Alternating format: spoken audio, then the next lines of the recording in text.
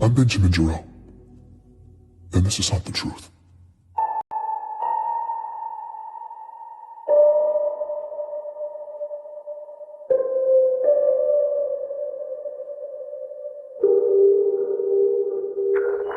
Petra, what is happening? I don't know, but I've been fact-checking for 7 hours and it looks bad. The Earth hacks are calling him the Fallen Spartan. Bastards. Wait, you think this might actually be true? I need it now. You're good. Just tell me now, was this Pharaoh? Did you do this? No, I don't. No, I told her I didn't know. Which was technically true, but it was a cop-out. Of course it was Pharaoh. But why? It didn't make sense. Why smear the chief like this? After everything he'd done to save our asses? After everything ONI had done to him? Over the years, he'd faced unimaginable catastrophes. We had no idea how many lives had hung in the balance. ONI kept us all in the dark. But whether the chief had always made the right call or not wasn't the issue. He should never have had to shoulder all that weight. But now, he was shouldering all the blame.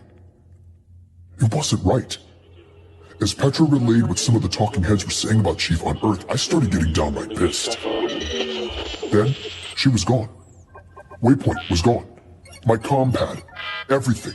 Your quadrant is experiencing unusually high volume. On-site diagnostics are required. Would you like me to schedule an appointment? Yes! First availability is in 12 days at 3 p.m. Would you like me to schedule this appointment? God, this is a joke. I'm sorry, I did not get that. Would you like me to schedule this? Yes! Appointment scheduled. All services disabled. Goodbye. No, dude, mother! They were cutting my communications off for 12 days? This was no quadrant failure. ONI was trying to shut me down. And of course, they were doing it quietly. Meshach's security hacks had been keeping me a step ahead of them for the most part, but I didn't have time for this. I had to find out if we were actually stirring things up. I needed to find Meshach, and to do that, I needed a safe place with secure working comms. So I packed some essentials and headed out, taking back routes, dodging surveillance. Moving my workspace to an undisclosed location was a precaution I'd been needing to take anyway. ONI's latest move had just got me to pull the trigger. When I got where I was going, my contact helped me set up shop. And once I was live, this was the message that was waiting for me. Bento Box! Loving what you did with the story, man! Really great pacing! But that last episode wasn't the same. It's just missing a certain, I don't know, me element? Ha! Anyway, I'm around, give me a call. After disappearing for 8 days, Meshach Maradi was just calling to say hi. He was the most frustrating human being I'd ever met. Benjamin! Meshach, I was certain you were dead. I mean, I could... You were wrong? Meshach? Where in the hell have you been? Ben, listen, I'm sorry. Super sorry. But I had to go dark. I had to disappear. Okay, but I asked him if it had something to do with the disturbances he'd been tracking in the outskirts.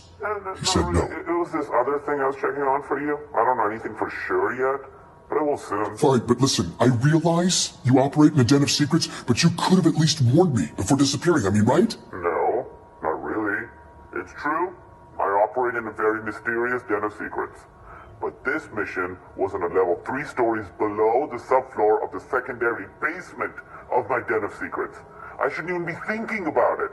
Just believe me, you not knowing was the only way. Thankfully, Meshach laid off the riddles for a bit, segueing into news from the outskirts. My last episode was having an effect. People were listening, taking it to heart, and they were pissed. The kidnappings, the military-grade augmentations, unless they were looking for somewhere to bury the truth, ONI seemingly had no regard for the outer colonies.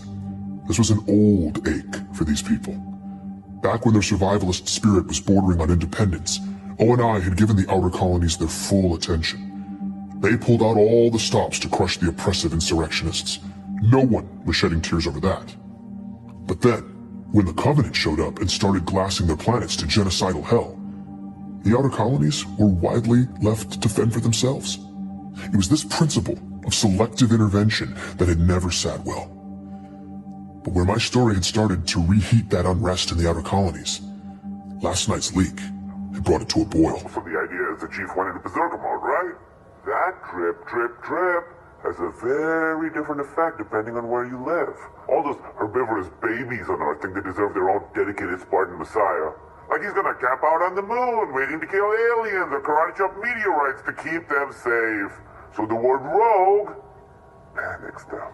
But Mashak says it wasn't like that in the outer colonies. Whether the embassy story was true or not, the way they saw it, the chief wasn't the problem. ONI was using him, the same way the UEG had always used them. For utility, when useful, but always disposable. Sure, nobody really wants a 7-foot-tall murder machine with mad skills showing up in their neighborhood. But in the outer colonies, Oni is still the real monster. My fury at Mashak had subsided. I was glad he was back. If I was going to pull off confronting ONI and exposing everything to the senators, I needed as much ammo as possible. And luckily, he was on the same page. After hearing my interview with Petrovsky, he buried his face in the slush, curating decades of data and the research of his nutjob predecessors, compiling sort of a greatest hits of ONI's atrocities. He pushed